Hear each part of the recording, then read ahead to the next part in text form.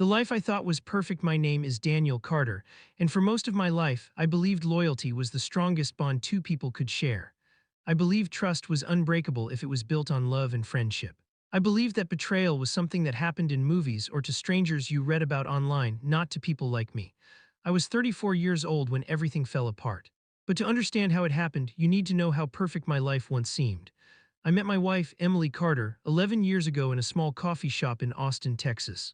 It was one of those humid summer afternoons when the air feels heavy and the city moves slower than usual. I had just finished a long meeting with a client and stopped by the shop because it was close to my office. That moment changed my entire life. Emily stood behind the counter, smiling at customers like she actually cared about how their day was going. She had soft blonde hair tied in a loose bun, strands falling across her face. She wore a simple white t-shirt and jeans, but she carried herself with a confidence that made the entire room feel brighter. When she asked me what I wanted to order, I froze for a second. I didn't even like coffee that much, but I ordered a caramel latte just to keep talking to her. She laughed at something stupid I said about Texas heat trying to kill me. Her laugh was warm, genuine. Before handing me my drink, she grabbed a black marker and wrote something on the side of the cup, her phone number. That night, I stared at that cup like it was the most valuable thing I owned. We started dating a week later. Emily was studying interior design at the University of Texas. She had dreams bigger than Austin. She wanted to design luxury apartments, hotels, entire buildings. She talked about colors and lighting like they were alive. I worked as a junior project manager in a construction company. I wasn't passionate about design like she was, but I loved building things. I loved watching empty land turn into something meaningful. Together, we felt like two halves of the same idea, but Emily wasn't the only important person in my life. There was also Michael Reynolds. Mike had been my best friend since childhood. We met when we were 8 years old after he moved into my neighborhood. I still remember the first time we spoke. I was riding my bike down the street, and he crashed his skateboard right in front of me. Instead of getting angry, he laughed like it was the funniest thing that ever happened. Mike was fearless, loud, confident. He was everything I wasn't. While I planned every step in life, he jumped headfirst into chaos and somehow always landed on his feet. We grew up together, played football together, got into trouble together. When my parents divorced during my teenage years, Mike was the one who stayed with me for nights, talking about everything and nothing just so I wouldn't feel alone. To me, Mike wasn't just a friend, he was family. When I introduced him to Emily, it felt natural. I trusted him more than anyone else in the world. The first time they met was at a barbecue party in my backyard. Emily was nervous because she knew how important Mike was to me, but Mike instantly made her comfortable. He joked about how I used to cry after losing video games when we were kids, and Emily laughed so hard she almost spilled her drink. That night, I remember feeling proud. Proud that the two most important people in my life got along so well. Looking back now, I wish I had paid more attention to the way Mike looked at her. Not inappropriate, not obvious, just interested, curious. Like he was studying her personality, but at the time I thought it was normal. Mike was friendly with everyone. 2 years later, Emily and I got married. It was a small wedding near Lake Travis. The sun was setting, the sky painted orange and pink, and Emily looked like something unreal walking down the aisle. I remember my hands shaking as I held hers. I remember promising her I would always protect her, always trust her, always stand beside her no matter what. Mike stood next to me as my best man. He gave a speech that made everyone laugh and cry at the same time. He called me his brother. He said Emily was the best thing that ever happened to me. Everyone cheered when he raised his glass. And I believed every word he said. The first few years of marriage were everything I had dreamed about. Emily graduated and started working for a small design firm. I got promoted twice and started managing larger projects. We bought a house together in a quiet neighborhood outside the city. We hosted dinners, celebrated holidays, talked about having kids someday. Mike visited almost every weekend. He didn't have a stable relationship, but he was always part of our lives. Sometimes he helped me fix things around the house. Sometimes he and Emily would argue playfully about design choices when we renovated the living room. It felt normal, safe, like a perfect triangle of trust, but life has a strange way of whispering warnings before it screams disasters. The first crack appeared during a house renovation project 3 years into our marriage. Emily wanted to redesign our kitchen. She insisted on working closely with Mike because he had recently started his own custom furniture business. He specialized in handcrafted wooden pieces, and Emily loved his work. They started spending long hours together in the house while I was at work, planning layouts, choosing materials, discussing designs. At first, I was happy. The two people I trusted most were building something beautiful for our home. Then small things started changing. Emily began texting more often, smiling at her phone and quickly locking it when I walked into the room. Mike started canceling our usual weekly gym sessions, saying he was busy with new clients. One night I came home earlier than expected. I walked into the kitchen and saw them standing close together looking at a cabinet sample. When they noticed me, they stepped apart quickly. It was subtle. So subtle I almost convinced myself I imagined it.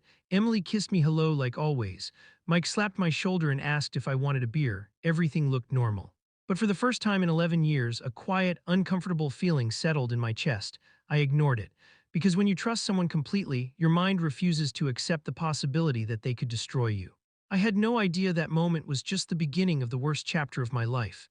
And I definitely had no idea that in less than a year I would lose my wife and the man I once called my brother. The silence between us, if someone asked me when exactly my marriage started falling apart, I wouldn't be able to give a precise date. There was no explosion, no single moment when everything shattered. Instead, it felt like watching a glass slowly crack under pressure, quiet, almost invisible until it finally breaks. At first, the changes were small, so small that I kept convincing myself I was imagining them. Emily started working later than usual. She said her company had taken on several new projects and she needed to stay overtime. That made sense. Her career had been growing fast and I was proud of her. I told everyone how talented she was, how she could transform any empty space into something beautiful, but the overtime became constant. Then came the phone. Emily had never been secretive before. We used to leave our phones on the kitchen table, sometimes answering messages for each other if one of us was busy. But suddenly her phone was always face down, always locked, always within her reach. One night while we were watching a movie, her phone lit up beside her. I wasn't trying to spy, I just glanced at it out of instinct. I saw Mike's name appear on the screen. My chest tightened slightly. Emily grabbed the phone quickly and muted it. She didn't even open the message. Mike needs help with a design idea, she said casually without me asking. I nodded, but something inside me didn't believe her tone. Mike and I had also grown distant. Our weekly gym sessions had turned into monthly ones, then disappeared completely. Every time I tried to make plans, he had an excuse. Busy with orders, man, new clients, deadlines. I wanted to support his business, so I never pushed. Looking back now, I think part of me was afraid of what I might discover if I pushed too hard. The kitchen renovation continued, and it became their shared project. Emily spent hours discussing materials and layouts with Mike. Sometimes I came home and found them laughing together while surrounded by wood samples and design sketches. They never acted inappropriate in front of me. They were careful, friendly, normal. But there was a new energy between them, something I couldn't explain. Like they shared private jokes I wasn't part of. One evening, I came home exhausted after dealing with a construction delay that had cost my company thousands of dollars. All I wanted was a quiet dinner with my wife. Instead, I walked into the living room and heard them laughing loudly in the kitchen. The sound felt sharp, almost foreign. I stood in the hallway for a few seconds before stepping inside. Emily was sitting on the counter, swinging her legs like she used to when we first dated. Mike stood next to her, showing her something on his phone. They were so focused on each other they didn't notice me immediately. When they finally looked up, their smiles faded for a split second. That moment hit me harder than I expected. Hey man, Mike said, forcing enthusiasm. We were just talking about cabinet lighting. Emily jumped off the counter quickly. I smiled, pretending nothing felt wrong. But that night, during dinner, the silence between Emily and me felt heavier than anything I had ever experienced in our marriage. We barely talked, days turned into weeks. The emotional distance between us grew wider. Emily stopped asking about my work. She stopped telling me about hers. Our conversations turned into routines, bills, groceries, schedules. The warmth was disappearing. One Friday night, I suggested we go out for dinner, just the two of us like we used to. She hesitated. I'm really tired, Daniel, she said. Can we do it another time? I agreed, even though disappointment settled deep in my stomach. Later that night, I woke up around 2 a.m. and realized she wasn't in bed. I walked downstairs and found the living room lights on. She was sitting on the couch texting. She looked startled when she saw me. Just couldn't sleep, she said quickly. I nodded and went back upstairs, but I didn't fall asleep again. That was the first night suspicion truly entered my mind. Not loud, not aggressive, just a quiet voice whispering that something wasn't right. A week later, things escalated. Mike called me unexpectedly, asking if I could help him move some furniture for a client on Saturday morning. I agreed immediately. It felt good that he finally wanted to spend time together again. Saturday came and I drove to his workshop early. The place was empty. I called him twice. No answer. 10 minutes later, he texted me. Sorry, bro, job got canceled, my bad. I stared at the message longer than I should have. Something felt off. Mike was many things, but unreliable wasn't one of them. I drove back home, slightly irritated but mostly confused. When I opened the front door, I heard movement upstairs. Emily was supposed to be at a design meeting that morning. My heart started beating faster as I walked toward the staircase. I tried to calm myself, telling myself she probably just forgot to mention her meeting got canceled. Halfway up the stairs, I heard a faint sound, a laugh. Not loud, not obvious, just familiar. I froze. For a moment, my entire body felt numb. I couldn't move forward, but I couldn't go back either. My mind started creating possibilities, each one worse than the last. Then I heard footsteps inside the bedroom. I forced myself to climb the rest of the stairs. Each step felt heavier than the one before. My palms were sweating. My throat felt dry. I reached the bedroom door. It was closed. That alone wasn't unusual, but something about the silence behind it made my chest tighten painfully. I raised my hand to open it, then stopped. I don't know why, maybe fear, maybe instinct. Maybe a part of me already knew that whatever was behind that door would destroy everything I believed in. I stood there for several seconds, staring at the handle, hearing faint movement inside the room. Then suddenly, the bedroom door opened from the inside. Emily stepped out. Her hair was messy, her face pale, her eyes widened the moment she saw me standing there. Behind her, inside the room, I heard a sound, someone shifting on the bed. My heart dropped into my stomach, and in that exact moment, before anyone said a single word, I knew my life was about to change forever. The moment everything broke, time slowed down the second Emily stepped out of our bedroom.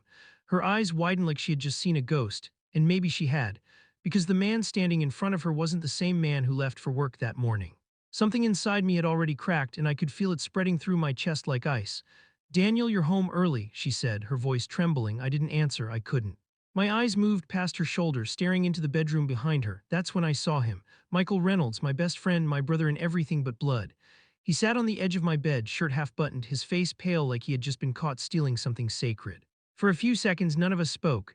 The room felt too small, like the walls were closing in on us. I remember noticing the smallest details, the way the sunlight hit the floor, the smell of Emily's perfume in the air, the faint creak of the ceiling fan above us. My brain was trying to hold on to normal things because it refused to accept what was happening. "Daniel, listen," Mike started, standing up slowly. "Don't," I said quietly. My voice didn't sound like mine. It was low, almost empty. Emily stepped closer to me, reaching out like she wanted to touch my arm, but I moved back instinctively. That movement hurt her. I saw it in her face, but I couldn't let her touch me, not after this. "How long?" I asked. The question hung in the air like a loaded gun. Neither of them answered. "How long?" I repeated, louder this time. Emily looked down at the floor. Mike rubbed the back of his neck, something he always did when he was nervous. "Daniel, it wasn't supposed to happen like this," Emily whispered. That sentence shattered whatever hope was left inside me. "Like what?" I snapped. "Like me finding out, or like you sleeping with my best friend?" Mike stepped forward. "Man, please let me explain." I turned toward him so fast he stopped mid-sentence. "You don't get to explain anything," I said. "You ate at my table, you stayed in my house, I called you my brother." His eyes filled with guilt, but it didn't matter anymore. Emily started crying quietly. "It started a few months ago." Those words felt like knives digging deeper into my chest. "Months," I repeated. She nodded, tears running down her cheeks. "We didn't plan it. We were working together so much, talking, and it just—" "Stop," I said sharply. "Don't you dare try to romanticize this." Silence swallowed the room again. I looked around the bedroom, our bedroom. The place where we talked about our future, our children, our dreams. Now it felt like a stranger's house. "Get out," I said. Emily looked up quickly. "Daniel," I said, "get out." "I live here," she whispered. I swallowed hard. "Then he leaves now." Mike hesitated for a second, then grabbed his jacket from the chair. As he walked past me, he tried to speak again. "I never meant to hurt you, man." I laughed, a broken, hollow sound. "You just destroyed my entire life," I said. "Congratulations." He stopped at the door but didn't turn around. A second later, he walked out. The front door slammed downstairs, echoing through the house like a final goodbye. Emily collapsed onto the bed, sobbing. I stood there, staring at her, feeling numb.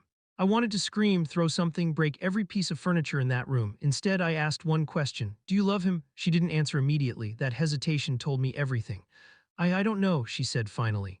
That hurt more than if she had said yes. I nodded slowly, feeling something inside me shut down completely.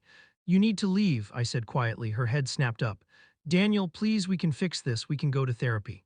We can talk. There's nothing left to fix." She tried to grab my hand, but I stepped back again. I couldn't look at her anymore.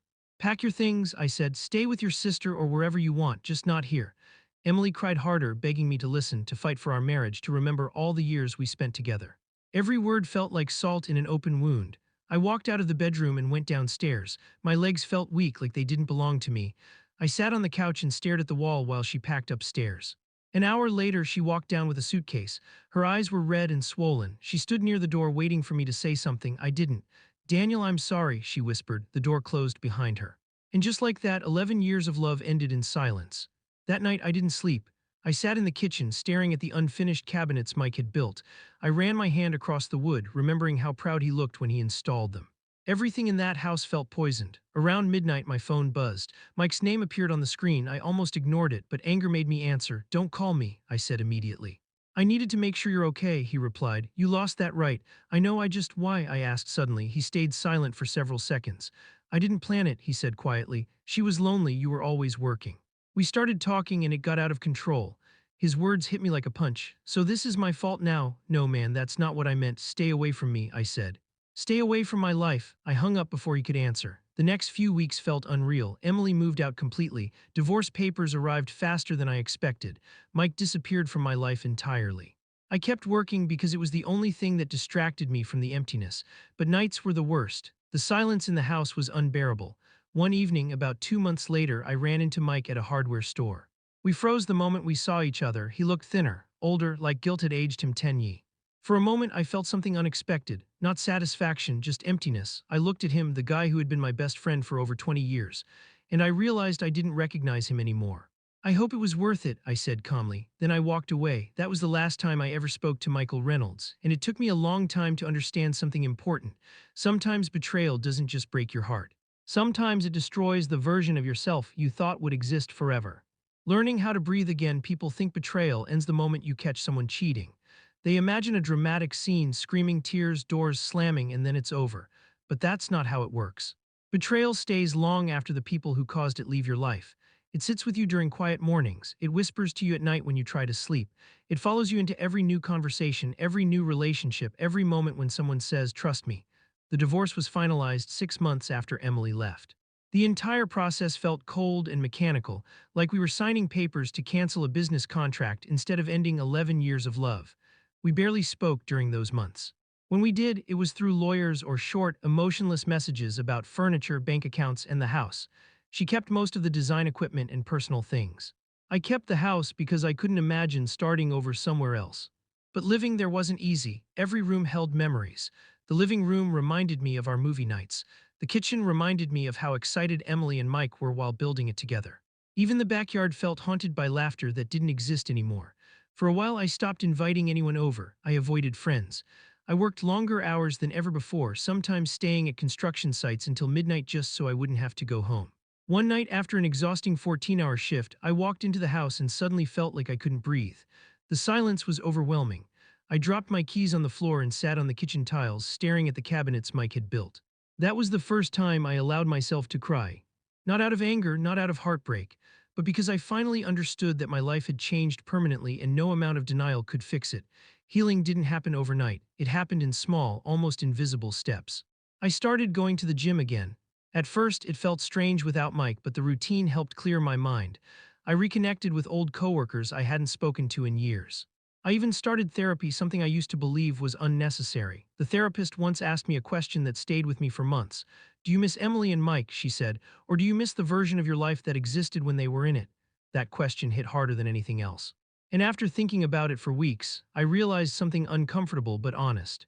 I didn't just lose two people, I lost the illusion that my life was safe from betrayal. About a year after everything happened, I decided to renovate the house again, not because it needed repairs, but because I needed change. I hired a completely different design company. I replaced the kitchen cabinets, I repainted the walls, I removed furniture Emily had chosen. It wasn't about erasing memories. It was about building a space that belonged to the new version of me. During that renovation, I started remembering something I had forgotten for a long time. I actually enjoyed building things. Not just buildings or houses, but progress, growth, change. My company offered me a chance to lead a major commercial project in Dallas. It meant relocating temporarily and managing a large team. 2 years earlier, I would have refused because I didn't want to leave Emily or our home. This time, I said yes immediately. Dallas became a turning point in my life. The project was challenging, stressful, and demanding, but it gave me purpose again. I met new people who knew nothing about my past. They saw me as confident, focused, reliable, not as the guy who got betrayed by his wife and best friend. For the first time in years, I felt like I was rebuilding myself instead of surviving my memories. One evening, after finishing a long meeting, I sat alone on the rooftop of our construction site, watching the sunset over the city skyline. The orange light reflected off the glass buildings, reminding me of the sunset during my wedding day. But this time, the memory didn't hurt as much. My phone buzzed. It was a message from an unknown number. "Hi Daniel, it's Emily. I know you probably don't want to hear from me, but I just wanted to say I hope you're doing well." I stared at the screen for a long time. 2 years earlier, that message would have reopened every wound. It would have dragged me back into anger, sadness, confusion. But sitting there watching the skyline, I felt something surprising. Peace. I typed a simple reply. I'm doing okay. I hope you are too, she responded almost immediately. I'm trying. I didn't continue the conversation, not because I hated her, not because I wanted revenge, but because I finally understood something important. Some chapters in life aren't meant to be reopened. They exist to teach you not to be relived. I deleted the conversation and put my phone away. A few months later, after finishing the Dallas project, I returned home to Texas. The house felt different, calmer, lighter, like it was finally mine again. One Sunday morning, I sat in the backyard drinking coffee when my neighbor introduced me to her cousin, a woman named Sarah who had just moved into the area. She was a nurse recently transferred from another state. She had dark hair, tired but kind eyes, and a quiet sense of humor. We talked casually that morning, nothing dramatic, nothing life-changing. And for the first time since my divorce, I noticed something inside me shift slightly. Not love, not excitement, just openness. I didn't rush anything, I didn't make promises to myself or to her. I simply allowed the possibility that my life could still hold new connections. Today, when people ask me what betrayal taught me, I don't give them dramatic answers about revenge or heartbreak. I tell them something simpler. Betrayal taught me that trust is never guaranteed. It taught me that people can change in ways you never expect. But it also taught me that losing people doesn't mean losing yourself. Sometimes losing everything you thought you needed is the only way to discover who you really are. I don't know if I'll ever fully forgive Emily or Mike. Maybe forgiveness isn't always necessary. Maybe understanding and acceptance are enough. What I do know is this: I survived the night I lost my wife and my best friend, and somehow I learned how to breathe again.